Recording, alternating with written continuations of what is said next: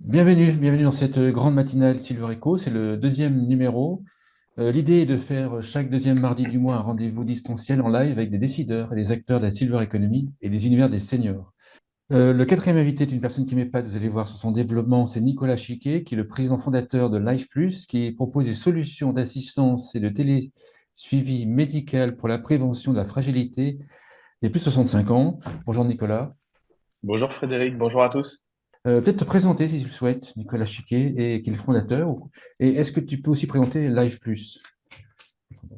Oui, merci de m'accueillir. Donc, je suis Nicolas Chiquet, je suis le fondateur et le CEO de la société LifePlus. Donc, LifePlus, c'est une jeune entreprise innovante, pour ne pas dire une start-up, et on propose des solutions de prévention, d'assistance et de care management pour les seniors fragiles et dépendants. En gros, notre mission, c'est comment on accompagne les seniors avoir un impact positif tout au long de leur vieillissement.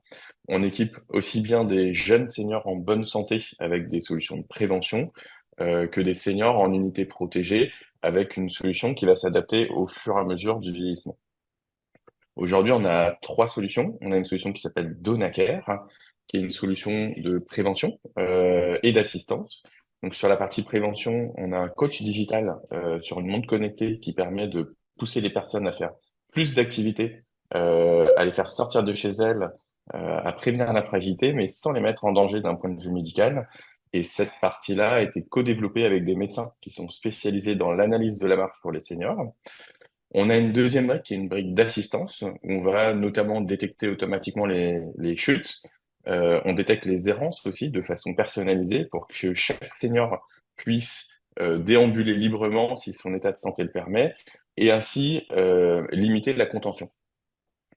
On accompagne aussi du coup les professionnels. Ça permet de réduire le temps d'intervention grâce à une localisation précise en intérieur comme en extérieur. On a une notion de traçabilité grâce à une solution super simple à utiliser.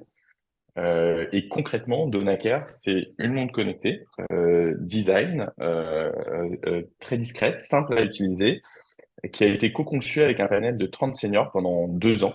Elle est made in France aussi. On a plusieurs couleurs, plusieurs modèles de bracelets. Et l'idée, c'est qu'on a voulu un produit sympa que les seniors adoptent sans que ça soit stigmatisant et qu'ils puissent être fiers de porter une jolie montre qui donne l'heure, qui leur permet de faire d'autres choses. Grâce à ça, aujourd'hui, on a des taux d'usage super élevés. On a plus de 90% des seniors qui sont équipés qui utilisent la solution tous les jours sans qu'on leur demande. On a une deuxième solution qui s'appelle Génération Care. Donc ça, c'est une solution de prévention de la fragilité. En gros, c'est une tablette avec des objets médicaux, des dispositifs médicaux, pardon. L'idée, c'est qu'on mesure le niveau de fragilité grâce aux dispositifs médicaux et des questionnaires qu'on a développés avec des médecins, donc avec notamment la Société française de médecine générale. Et ensuite, en fonction du niveau de fragilité, on fait un coaching personnalisé sur la mémoire, la nutrition et l'activité.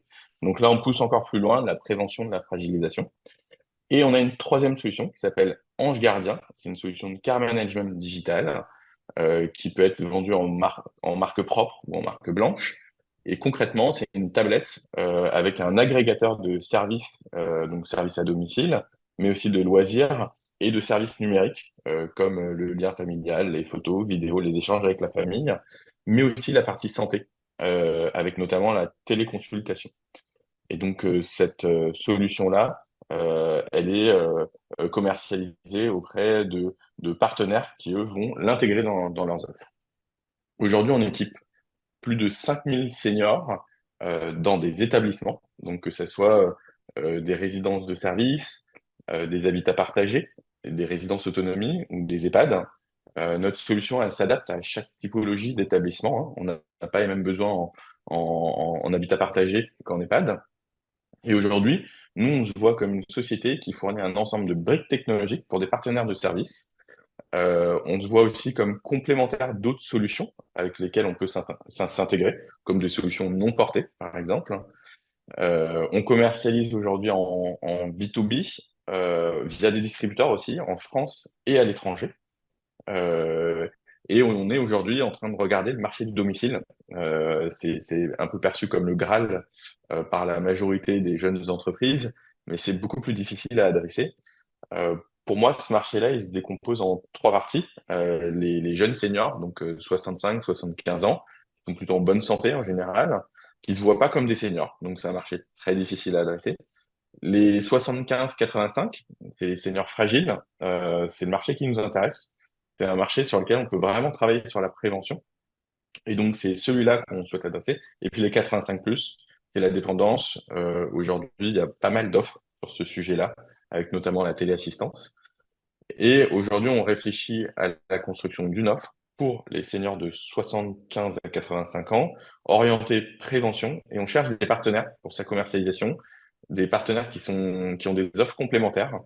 Et donc, mon message, c'est que je serais très content de rencontrer des partenaires potentiels, d'échanger avec eux, et si le fit passe, de pouvoir co-construire des offres. Quand, Voilà mon il y a, message. il y a quelque temps, tu as, accueilli un nouvel ou de nouveaux actionnaires, notamment la Banque des Territoires. Est-ce que tu peux expliquer, Oui, parce que c'est important quand même, oui, oui. ça assoit la crédibilité et le développement.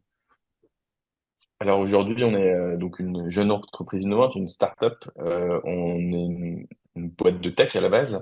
On a beaucoup de technologies. On a développé le monde connecté. On a développé des algorithmes d'intelligence artificielle. Tout ça, ça prend beaucoup de temps. Ça prend beaucoup d'argent avant d'avoir un produit qui est commercialisable. On peut pas aujourd'hui proposer notre solution en bêta-test sur la chute pour des seniors. Il faut que ça marche du premier coup. Et donc pour faire ça, ben, on a dû se financer, notamment avec des levées de fonds. Donc on a levé des fonds trois fois aujourd'hui dans la vie de la société. Et la dernière levée de fonds, c'est du coup avec notamment la Banque des Territoires. Donc c'est un signe très très positif pour nous parce que la Banque des Territoires est très très engagée dans l'accompagnement des seniors, dans le financement des solutions à impact. Donc on est très content de les avoir à nos côtés. Et puis c'est aussi des gens expérimentés qui peuvent nous accompagner, pas seulement financièrement, mais aussi sur la croissance de la société, au niveau commercial, au niveau de la solution, au niveau de la mesure d'impact, par exemple. Ceux qui me connaissent savent que j'aime bien la facilité. Quand je t'ai vu apparaître pour la première fois, enfin quand je t'ai aperçu pour la première fois, je me suis dit, mais c'est dingue. Comment c'est possible d'avoir en tout cas, d'oser créer une montre, enfin à l'époque c'était la montre, dans un univers où je voyais des gros comme Samsung en fait. Comment c'est possible qu'on ose, on se dit, tiens, je vais créer ça alors qu'il y a des mastodontes peut-être, qui font pas la même chose, mais en tout cas, dans le monde imaginaire, c'était quand même difficile. Comment c'est possible ça? Ouais, bah, on nous a un peu pris pour des fous au départ. À la fois les copains qui me disaient bah, t'as Samsung, Apple à côté, t'es un grand Oui. malade. Et aussi des directeurs d'EHPAD qui nous disaient mais de toute façon votre truc ça marchera jamais, les seniors ils porteront pas votre truc ils jetteront votre monde dans les toilettes. Et alors? On est persévérant. Et moi, ma vision des choses, c'est que effectivement, les grosses boîtes comme Samsung, ils ont des super beaux produits, mais qui sont pas adaptés pour les seniors qui sont fragiles et dépendants. Donc nous, on a conçu un produit qui est super simple à utiliser, qui donne l'heure, qui donne la date. On peut adapter l'utilisation du bouton SOS en fonction du niveau de fragilité. On peut personnaliser toute la solution. C'est des boutons physiques, c'est pas du tactile, parce que le tactile, ça marche plus bien à partir de 75 ans à cause de la dévascularisation des doigts. C'est une solution qu'on a vraiment beaucoup travaillé pour les établissements, pour que ça soit très simple pour le personnel des établissements, que ça soit totalement adapté à leur métier. Donc aujourd'hui, on n'est pas des fabricants de montres. Demain matin, s'il y a un produit Samsung ou Apple qui correspond à notre cahier des charges, on l'intégrera. Nous, notre métier, c'est les algorithmes data qu'on développe par-dessus, avec des algorithmes sur la prévention et sur l'assistance. Et notre vrai métier, il est là, c'est toute la plateforme qu'il y a au-dessus. Sur la partie coaching, par exemple, là, ça fait une heure qu'on est assis, le système nous aurait dit, bougez-vous, il faut se lever, c'est important. Comment ça marche, en fait? Là, je blague un peu, mais comment ça fonctionne? Ouais, ouais, bien sûr. Le matin, quand les seniors vont se réveiller, ou alors à un horaire précis, en fonction de leurs habitudes de vie, que la solution va détecter, on va leur proposer un temps d'activité à faire, donc un temps de marche active. C'est la marche qui a un impact positif sur la santé.